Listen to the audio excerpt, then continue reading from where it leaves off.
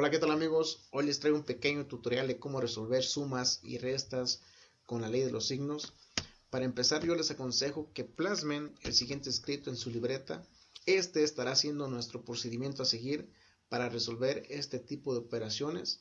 Entonces, como pueden observar, consta simplemente de dos sencillos pasos. El paso número 1 es asignar el signo al resultado. Y pues el signo del resultado es igual al signo que le corresponde al número mayor de la operación matemática. De otra manera, si ambos signos son iguales, solo se pasa el signo al resultado.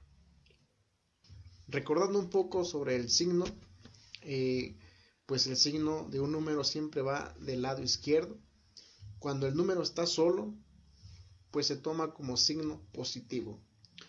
Entonces, paso número 2 es identificar la operación matemática a realizar. Si tenemos signos diferentes, vamos a estar realizando una resta. Si tenemos signos iguales, vamos a estar realizando una suma. Para que quede más claro esto, vamos a realizar un ejemplo. 3 menos 10. ¿Qué nos dice nuestro procedimiento? Asignar el signo al resultado. Entonces tengo el número 3, tengo el número 10. ¿Qué número es mayor? El 10. ¿Qué signo le corresponde al 10? Negativo. Por lo tanto, nuestro resultado tendrá un signo negativo.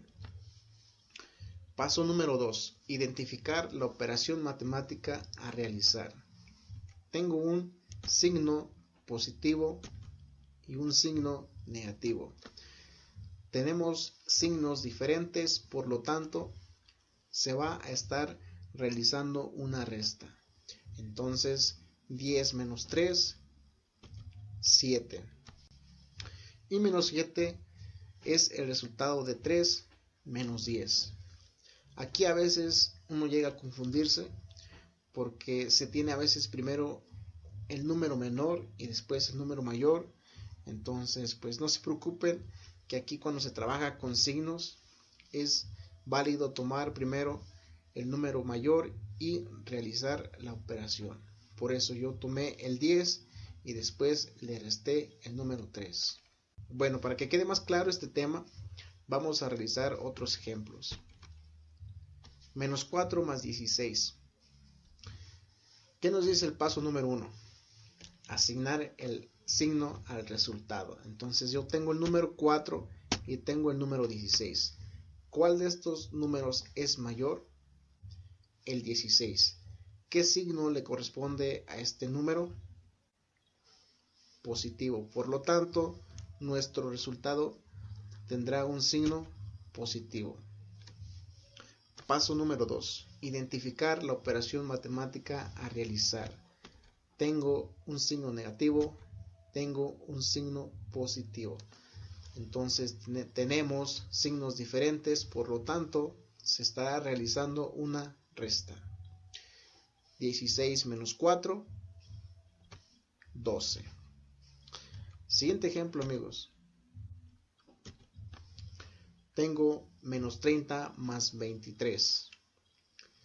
Paso número 1, asignar el signo al resultado. Entonces tengo 30 y tengo 23.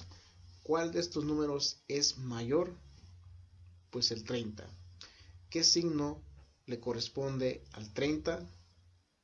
Negativo. Entonces nuestro resultado tendrá un signo negativo. Paso número 2. Identificar la operación matemática a realizar. Entonces tengo un signo negativo y tengo un signo positivo. Tengo signos diferentes, por lo tanto se estará realizando una resta. 30 menos 23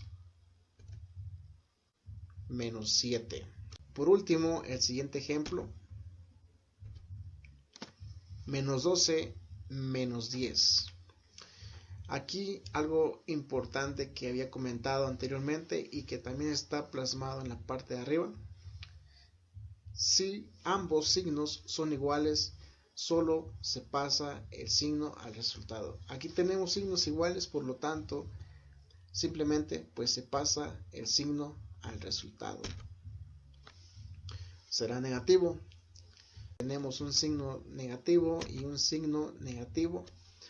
Entonces son signos iguales, por lo tanto vamos a tener una suma.